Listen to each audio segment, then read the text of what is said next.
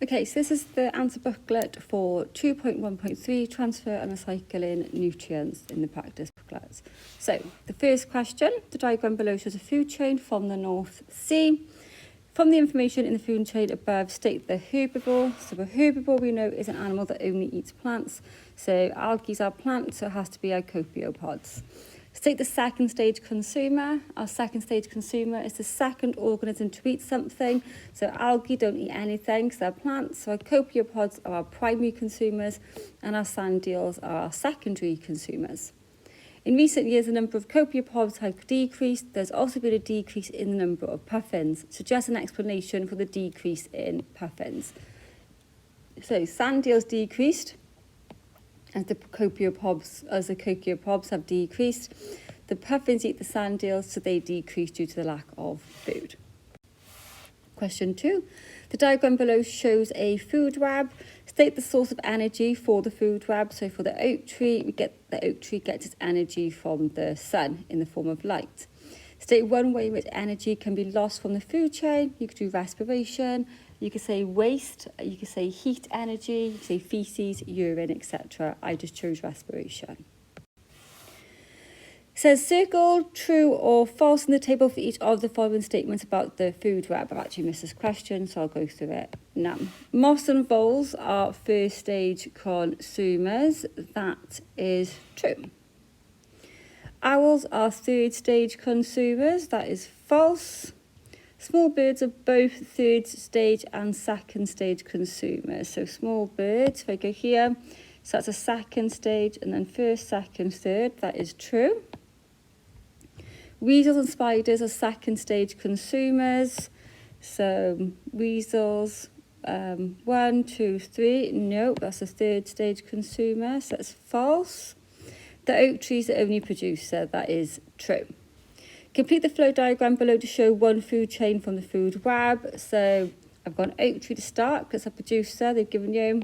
Then we have to have one with 4 other trophic levels. So I went up to beetles, then to spiders, then small birds, and then weasels. I obviously couldn't do oak tree, voles, owls because it wouldn't fill all the boxes.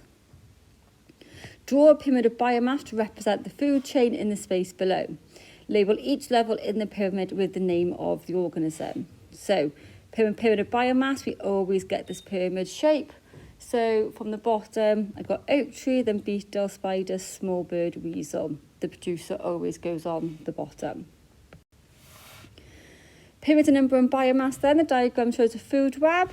Use information of the food web to answer the questions that follow. Name the prey of the shrew, so our shrew is here, and what do the shrew eat? They eat the insects. Name one producer, so it's our plant, so we could have put willow or white spruce. Name one carnivore, so a carnivore is an animal that only eats meat, so you could have put red-tailed hawk, lynx, red fox, or shrew. I went red fox. Complete the labelling of the pyramid of numbers below using the names from the food web above. One part has been done for us. We've got insects. So we can work up the producer because insects only eat the white spruce. They don't eat the willow, so it can't be that. So I've got white spruce on the bottom. Then insects, and then what eats the insects? Okay, I've gone for the shrew. And then the red fox eats the shrew. I couldn't put the red fox at number 2 because nothing eats the red fox for the top one. State 3 environmental factors that will affect the size of the willow population. So looking at what plants need. So temperature, light, and carbon dioxide. Predator-prey relationship. State one way in which the hare is adapted to its environment. It's camouflage, it's brown colour, to blend in with the environment around it. The population of the lynx and hares changes in the pattern shown in the graph. Use only the information in the graph to answer the following questions. Give one reason why the lynx population increases from A to B. So the lynx is here, the hare is there between A and B. There's more food and more prey available for the lynx. Give one reason why the lynx population decreases after B. It's because their food is decreasing, so their population will then decrease. The carbon cycle. This diagram represents the carbon cycle. It's got the carbon cycle there for you. Use the information in the diagram to answer the following questions. Name 2 processes that add carbon into the atmosphere. So We've got carbon here in the atmosphere, and we're looking at ones that release it into. So we've got animal respiration, plant respiration. So respiration, you couldn't put both of them as two different ones. And then we've got emissions from factories, which we know is combustion. Name one process that removes carbon dioxide away from the atmosphere, so that takes it in, which is photosynthesis. During the past 200 years, the amount of carbon dioxide in the atmosphere has been steadily rising. One factor that contributes to this increase is people travelling to work. Give two other reasons for the rise in carbon dioxide levels, so increase in cars and or vehicles. How will rising carbon dioxide levels affect the Earth's climate? Will increase average temperature and or global warming. Question number 6 then, global warming. 100 people travelling 40 kilometres produce 1.6 tonnes of carbon dioxide travelling by car, 0.2 tonnes of carbon dioxide travelling by coach, 0.36 travelling by train. Use the information to answer the following questions. What's the amount of carbon dioxide produced when 100 people travel 40 kilometres from home to work by car? So it's in the question, and it's 1.6 tonnes. How much carbon dioxide would be saved if they made this journey by coach? So coach is 0.2, so 1.6 minus 0.2. This gives us an answer of 1.4. Would be better for the environment if they made their journey by train rather than by coach? And the answer is no, because it's got a bigger carbon footprint, it's higher.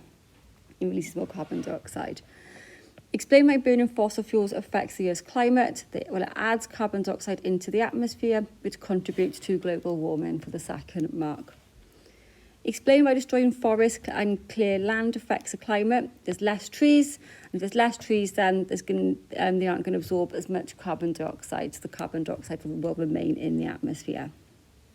So 2 effects of global warming has on the Earth: the ice caps are melting and local flooding.